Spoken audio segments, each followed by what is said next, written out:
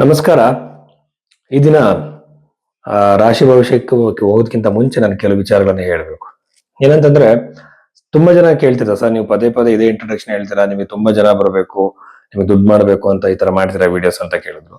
ನೋಡಿ, ಕೋಟ್ಯಾಂತರ ಜನ ಈ ದೇಶದಲ್ಲಿ ಇದ್ದಾರೆ. ನಾನು ದಿನಕ್ಕೆ ಒಂದು 5ರಿಂದ 10 ಜನಕ್ಕೆ ಮಾತ್ರ ಕನ್ಸಲ್ಟೇಷನ್ ಕೊಡೋದು. ಸೊ ಹಾಗಾಗಿ ಇದೊಂದು ಬಿಸ್ನೆಸ್ ಪರ್ಪಸ್ ಅಲ್ಲಿ ಮಾಡಕ್ ಸಾಧ್ಯ ಇಲ್ಲ. ಎರಡನೇದಾಗಿ ಬಂದು, ಜನಗಳಿಗೆ ಜ್ಯೋತಿಷರು ಭಯವನ್ನ ಹುಟ್ಟಿಸ್ತಾರೆ. ರೀಸೆಂಟ್ ಆಗಿ ಒಬ್ಬರು ಜ್ಯೋತಿಷರು ಹೇಳ್ತಿದ್ರು, ಏನಂದ್ರೆ ಯಾರೊಬ್ಬರು ನ್ಯೂಮರಾಲಜಿಸ್ಟ್, ಅವ್ರ ಹೆಸರು ಬೇಡ, ನನ್ನ ಕಸ್ಟಮರ್ ಅವ್ರು ನನಗೆ ಕಾಲ್ ಮಾಡಿದ್ರು, ನೀವು ಇಂಥ ಡೇಟಲ್ಲಿ ಹುಟ್ಟಿದ್ರೆ ಹಾಗಾಗಿ ನೀವು ಆತ್ಮಹತ್ಯೆ ಮಾಡ್ಕೊಳ್ತೀರಾ ಅಂತ ಹೇಳಿದ್ರು ಅಂತ. ಇನ್ನೊಬ್ರು ರೀಸೆಂಟ್ ಆಗಿ ಒಬ್ಬರು ಜ್ಯೋತಿಷರು ಮಾತಾಡ್ತಿದ್ರು, ಮೀನ ರಾಶಿಯವರು ಅಥವಾ ಯಾವ್ದೋ ಒಂದು ರಾಶಿಗೆ ಕುಟುಂಬದಲ್ಲಿ ಒಂದು ಸಾವಾಗತ್ತೆ ಅಂತ ಹೇಳಿ. ಯಾವ ಬೇಸ್ ಮೇಲೆ ಇದನ್ನ ಹೇಳ್ತಾ ಇದ್ದಾರೆ? ನ್ಯೂಮರಾಲಜಿ ಜ್ಯೋತಿಷನ ಅಥವಾ ಜ್ಯೋತಿಷದಲ್ಲಿ ಆಯುಷ್ಯನ ನಿರ್ಧಾರ ಮಾಡೋದು ಹೇಗೆ? ರಾಶಿಯಿಂದನೇ ನೀವು ಆಯುಷ್ಯನ ನಿರ್ಧಾರ ಮಾಡ್ಬಿಡ್ತೀರಾ? ಒಬ್ಬ ವ್ಯಕ್ತಿಯ ಆಯುಷ್ಯವನ್ನ ಕ್ಯಾಲ್ಕುಲೇಟ್ ಮಾಡೋ ವಿಧಾನ ನಿಮಗೆ ಗೊತ್ತಿದೆಯಾ? ಯಾವ ತರ ನೀವು ನೋಡ್ತೀರಾ? ಎಷ್ಟು ತರದ ಆಯುಷ್ಯಗಳಿದೆ? ಅಲ್ಪಾಯು, ಮಧ್ಯಾಯು, ಪೂರ್ಣಾಯು, ದೀರ್ಘ, ಇದರಲ್ಲಿ ಯಾವ ಕೆಟಗರಿ ಬೀಳ್ತಿದೆ, ಮತ್ತೆ ದಶ ಪೀರಿಯಡ್ ಯಾವ್ದನ್ನು ಅಪ್ಲೈ ಮಾಡೋದ್ರಲ್ಲಿ ಜನಗಳನ್ನ ಎದುರಿಸಿದ್ರೆ ಯಾಕೆ ಪೂಜೆಗಳು ಮಾಡಿಸ್ಲಿ, ನಿಮ್ಮ ಹತ್ರ ಜಮ್ ಸ್ಟೋನ್ಸ್ ತಗೊಳ್ಳಿ, ಅಥವಾ ನಿಮ್ಮ ಹತ್ರ ಇನ್ನೊಂದೇನೋ ಮಾಡ್ಲಿ ಅಂತನ. ಇದನ್ನ ಯಾವ್ದು ನಂಬಕ್ ಹೋಗ್ಬೇಡಿ. ಅದಕ್ಕೋಸ್ಕರ ನಾನು ಇಂಟ್ರೊಡಕ್ಷನ್ ಅಲ್ಲಿ ಇವೆಲ್ಲ ಹೇಳ್ತೀನಿ. ಜೊತೆಯಲ್ಲಿ ಇನ್ನೊಂದೇನಂತಂದ್ರೆ, ಜಾತಕವನ್ನು ನೋಡೋ ವಿಧಾನ ಜನಗಳು ಫಸ್ಟ್ ತಿಳ್ಕೊಬೇಕು. ರಾಶಿಯಿಂದಾಗ್ಲಿ ಹೆಸರಿಂದಾಗ್ಲಿ ತಿಳ್ಕೊಳಕ್ ಆಗಲ್ಲ. ವೇದಿಕ್ ಅಸ್ಟ್ರಾಲಜಿ ಅಂದ್ರೆ date of birth time correct ಆಗಿರ್ಬೇಕು, ನಿಮ್ಮ ಲಗ್ನ ಕರೆಕ್ಟ್ ಆಗಿ ಗೊತ್ತಿರೋ, ಲಗ್ನದಿಂದಲೇ ಮ್ಯಾಕ್ಸಿಮಮ್ ಬೇರೆದೆಲ್ಲ ಕನ್ಫರ್ಮೇಶನ್ಗೆ. ಲಗ್ನವನ್ನ ತಿದ್ದುವಾಗ ನಿಮ್ಮ ಹಿಂದಿನ ನಡೆದಿರೋ ಘಟನೆಗಳನ್ನ ಹೇಳಿ ಲಗ್ನ ಯಾವ್ದಂತ ಕಂಡುಹಿಡಬೇಕಾಗತ್ತೆ. ಸೊ ಈ ಲಗ್ನವನ್ನ ಕಂಡುಹಿಡಿಯುವಾಗ ಬರ್ತ್ ಟೈಮ್ ರೆಕ್ಟಿಫಿಕೇಶನ್ ಅಂತ ಏನ್ ಹೇಳ್ತಾರೆ, ಇದು ಬಹಳ ಸೂಕ್ಷ್ಮವಾಗಿರೋ ವಿಷಯ. ಇದು ಎಷ್ಟೋ ಜ್ಯೋತಿಷರುಗಳಿಗೆ ಇದು ಬರಲ್ಲ. ಸೊ ಇದಕ್ಕೆ ಪಾಸ್ಟ್ ಇವೆಂಟ್ಸ್ ಹೇಳಿದಾಗ ನಾವು ಅವರಿಗೆ ಜ್ಯೋತಿಷ ಗೊತ್ತಿದೆ ಅಂತ ನಂಬಬಹುದು. ಯಾಕೆಂದ್ರೆ ಭವಿಷ್ಯವನ್ನು ಹೇಳೋದನ್ನು ನಾವು ನಂಬಬಹುದು ಅವಾಗ. ಇದಾದ್ಮೇಲೆ ಪೂಜೆಗಳ ಬಗ್ಗೆನೂ ಅಷ್ಟೇ. ಯಾರು ಕೂಡ ಬಡವ ಶ್ರೀಮಂತ ಯಾವ ಜಾತಿ ಭೇದ ಕೂಡ ಜ್ಯೋತಿಷದಲ್ಲಿ ಇಲ್ಲ. ಯಾವುದೇ ತರದ ಭೇದ ಭಾವ ಇಲ್ಲ. ಇಲ್ಲಿ ಜ್ಯೋತಿಷದಲ್ಲಿ ಇರುವಂತದ್ದು ಕರ್ಮಫಲ ಆಧಾರವಾಗಿ ನಮಗೆ ಸಮಸ್ಯೆಗಳು ಒಳ್ಳೇದು ಕೆಟ್ಟದ್ದು ನಡೆಯುತ್ತೆ. ಕರ್ಮಗಳನ್ನ ಗ್ರಹಗಳು ಡೆಲಿವರಿ ಮಾಡ್ತವೆ. ಗ್ರಹಗಳಿಗೋಸ್ಕರ ಮಂತ್ರ ಜಪಗಳು ಮಾಡಿ, ದಾನಗಳನ್ನ ಮಾಡಿ, ಎಷ್ಟು ಫಿಲಂಥ್ರಫಿಕ್ ಆಗಿರುವಂತಹ ಆಕ್ಟಿವಿಟೀಸ್, ದಾನ ಧರ್ಮಗಳ ಬಗ್ಗೆ ಋಷಿ ಮುನಿಗಳು ಮಾತಾಡಿದ್ದಾರೆ. ಎಲ್ಲರಿಗಿಂತ ಮೇನು ನಮ್ಮ ಡೆಸ್ಟಿನಿನ ಒಪ್ಕೊಳ್ಳುವಂಥದ್ದು. ಯಾಕೆಂದ್ರೆ ಜ್ಯೋತಿಷ ಅನ್ನುವಂಥ ಆಧ್ಯಾತ್ಮಿಕವಾಗಿ ವ್ಯಕ್ತಿ ಎಷ್ಟು ಮುಂದುವರಿತಾನೆ ಅಂತ, ಯಾವ ಕಾರ್ ಆಗ್ಲಿ ಪ್ರಾಪರ್ಟಿ ಇದನ್ನ ಮಾಡ್ತಾನೆ ಅಂತ ತಿಳ್ಕೊಳ್ಳೋದಕ್ಕಲ್ಲ. ಇಷ್ಟೆಲ್ಲ ವಿಷಯಗಳಿದ್ದಾಗ ನಾವು ಕರುಮುಲಿಮಾಲ, ನ್ಯೂಮರಾಲಜಿ, ಟ್ಯಾರೆಟ್ ಕಾರ್ಡು, ಆಮೇಲೆ ಮ್ಯಾಜಿಕಲ್ ರೆಮಿಡಿಗಳ ಬಗ್ಗೆ ಜನಗಳು ಮೋಸ ಮಾಡಬಾರ್ದು. ಇದೊಂದು ವಿಜ್ಞಾನ. ಇದ್ರ ಬಗ್ಗೆ ಜನಗಳಿಗೆ ಅರಿವು ಬರಲಿ ಅಂತ ಮಾತ್ರ ನಾನು ಇಂಟ್ರೊಡಕ್ಷನ್ ಮಾತಾಡ್ತೀನಿ. ಸೊ ನಿಜವಾದ ಜ್ಯೋತಿಷದ ಬಗ್ಗೆ ನಿಮಗೆ ಒಂದು ಜಾತಕ ನೋಡೋ ಪದ್ಧತಿ ನಿಮಗೆ ಗೊತ್ತಾಗಬೇಕು ಅಂದ್ರೆ ನೀವು ಭೈರವೇಶ್ವರ ಬುಕ್ ಮಾಡಿ ನಿಮ್ಮ ಜಾತಕದ ಪರಿಶೀಲನೆ ನಾವು ಮಾಡ್ತೀವಿ. ಮೇಷ ರಾಶಿ 15ನೇ ತಾರೀಕು ಫೆಬ್ರವರಿ 2026 ನಂತರದಲ್ಲಿ ಮೇಷರಾಶಿಯಲ್ಲಿ ನಡೀಬಹುದಂತ ಘಟನೆಗಳ ಬಗ್ಗೆ ನಾವು ಯೋಚನೆ ಮಾಡೋದಾದ್ರೆ, ಮೊದಲನೇದಾಗಿ ಮೇಷರಾಶಿಯಲ್ಲಿ ಬಹಳಷ್ಟು ವಿಚಾರಗಳಿದೆ. ನನಗೆ ಬಹಳ ಕ್ಲಿಯರ್ ಆಗಿ ಕಾಣ್ತಾ ಇರುವಂತದ್ದು, ವಿದ್ಯಾರ್ಥಿಗಳಲ್ಲಿ ಏಕಾಗ್ರತೆ ತುಂಬಾ ಚೆನ್ನಾಗಿರುತ್ತೆ. ಬಟ್ ಸ್ವಲ್ಪ ಮನಸ್ಸು ಡಿಸ್ಟ್ರಾಕ್ಟ್ ಆಗುವಂತ ಸಾಧ್ಯತೆಗಳು ಜಾಸ್ತಿ. ಈಗ ಹೊಸ ಕೋರ್ಸ್ಗಳನ್ನ ಮಾಡ್ತಿರ್ತೀರಾ, ಜಾಬಿಗೋಸ್ಕರ ಹೊಸ ಕೋರ್ಸ್ಗಳನ್ನ ಮಾಡ್ತಿದ್ರೆ ನಿಮ್ಮ ಮನಸ್ಸು ಡಿಸ್ಟ್ರಾಕ್ಟ್ ಆಗುವಂತಹ ಸಾಧ್ಯತೆ ಅತಿ ಹೆಚ್ಚಾಗಿರುತ್ತೆ. ಮನಸ್ಸನ್ನ ಒಂದು ಫ್ಲೆಕ್ಸಿಬಿಲಿಟಿನ, ಒಂದು ಏಕಾಗ್ರತೆನ ಕಾಪಾಡ್ಕೊಳ್ಳಿ.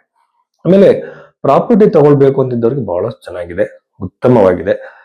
ನೀವು ಅನ್ಕೊಂಡಿರುವಂತಹ ಮನೆ, ನೀವು ಅನ್ಕೊಂತಿರುವಂತಹ ಪ್ರಾಪರ್ಟಿ ಸಿಗುವಂತಹ ಸಾಧ್ಯತೆ ಖಂಡಿತವಾಗ್ಲೂ ಇದೆ. ಕೆಲವರಿಗೆ ಪ್ರಾಪರ್ಟಿ ಡಾಕ್ಯುಮೆಂಟ್ ವೆರಿಫಿಕೇಶನ್ ಆಗಿರಲ್ಲ, ಸೂಟೇಬಲ್ ಪ್ರಾಪರ್ಟಿ ಸಿಗ್ತಿರಲ್ಲ, ಈ ತರ ಇರೋ ಸಮಸ್ಯೆಗಳಿದ್ದವ್ರಿಗೆ ಅನುಕೂಲ ಆಗುತ್ತೆ. ಪಿತ್ರಾರ್ಜಿತ ಸ್ವತ್ತಿಗೆ ಸಂಬಂಧಪಟ್ಟಂತ ಕಿರಿಕಿರಿಗಳಿದ್ದಾಗ ಅದು ಕೂಡ ಬಗೆಹರಿಯುವಂತಹ ಸಾಧ್ಯತೆ ಈ ಮೇಷರಾಶಿಯವರಿಗೆ ಖಂಡಿತವಾಗ್ಲೂ ಇದೆ. ಹೊಸದಾಗಿ ಬಿಸ್ನೆಸ್ ಪ್ರಾರಂಭ ಮಾಡಿದ್ದೀರಾ, ಹೊಸ ವ್ಯವಹಾರಗಳನ್ನ ಮಾಡ್ತಾ ಇದ್ದೀರಾ, ಖಂಡಿತವಾಗ್ಲೂ ನಿಮಗೆ ಅನುಕೂಲ ಆಗುತ್ತೆ, ಲಾಭದಾಯಕವಾಗಿರುತ್ತೆ. ಆಮೇಲೆ 2ನೇ ಅಧಿಪತಿ ಬಹಳ ಸ್ಟ್ರಾಂಗ್ ಆಗಿರೋದ್ರಿಂದ ಹಣದ ಫ್ಲೋ ಹೆಚ್ಚಾಗ್ತಾ ಹೋಗುತ್ತೆ. ಸಾಲ ಕೊಟ್ಟಿರ್ತೀರಾ, ಹಣ ವಾಪಸ್ ಬಂದಿರಲ್ಲ, ಅಥವಾ ನೀವೇ ಸಾಲದಲ್ಲಿ ಇರ್ತೀರಾ, ಸಾಲ ತೀರ್ಸಕ್ ಹೋಗ್ಲಿ ಪರದಾಡ್ತಾ ಇರ್ತೀರ, ನಿಮ್ಗೆ ಒಂದು ಹೊಸ ದಾರಿ ಸಿಗೋ ಸಾಧ್ಯತೆ ಮೇಷರಾಶಿಯವರಿಗೆ ಖಂಡಿತವಾಗ್ಲೂ ಇದೆ. ಅನಂತರದಲ್ಲಿ ನೀವೊಂದು ಗಟ್ಟಿಯಾಗಿರೋ ನಿರ್ಧಾರ ಮಾಡಿರ್ತೀರ, ನಾನು ಈ ತರ ಮಾಡಬೇಕು ಅಂತ ಹೇಳಿ, ಅದು ಸಕ್ಸಸ್ ಆಗುವಂತಹ ಸಾಧ್ಯತೆ ಬಹಳ ಹೆಚ್ಚಾಗಿದೆ. ಅದಾದ್ಮೇಲೆ ಸ್ನೇಹಿತರ ಜೊತೆ ಕಿರಿಕಿರಿ, ನಿಮ್ಗಿಂತ ದೊಡ್ಡವ್ರ ಜೊತೆ ಕಿರಿಕಿರಿ ಆಗೋ ಸಾಧ್ಯತೆ ಬಹಳಷ್ಟಿದೆ, ಜಾಗ್ರತೆಯಿಂದಾಗಿರಿ.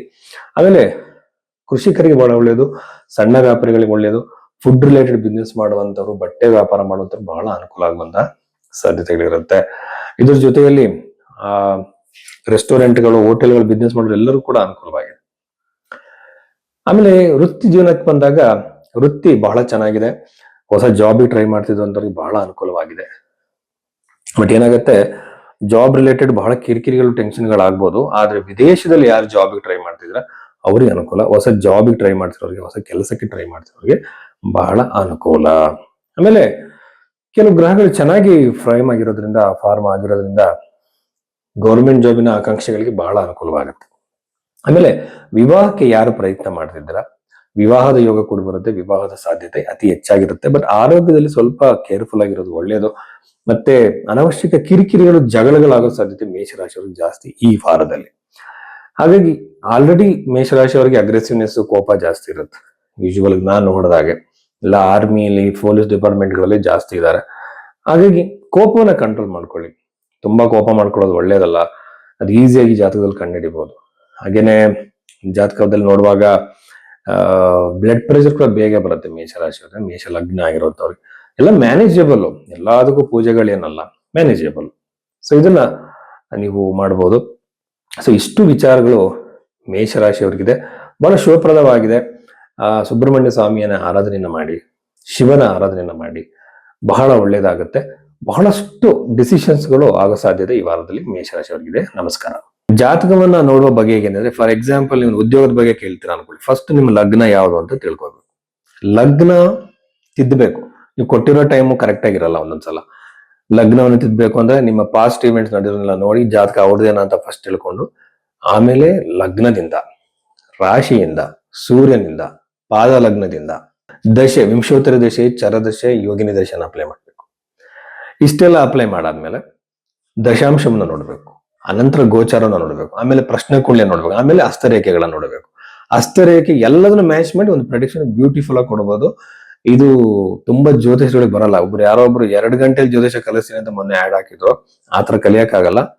ಭಗವಂತನ ಒಂದು ಆಶೀರ್ವಾದ ಇದ್ರೆ ಕಲಿಬಹುದು. ಅದಕ್ಕೊಂದು ಶಿಸ್ತು ಬೇಕಾಗತ್ತೆ. ಹಾಗಾಗಿ ಆ ಬಗ್ಗೆ ನಿಮ್ಮ ಜಾತಕ ತೋರಿಸ್ಬೇಕು ಅಂದ್ರೆ ನೀವು ನನ್ನನ್ನ ಅಶೋಕ್ ಕುಮಾರ್ ಭೈರವಿ ಆಸ್ಟ್ರೋನ ನೀವು ಭೇಟಿ ಆಗ್ಬೋದು. ನಮಸ್ಕಾರ.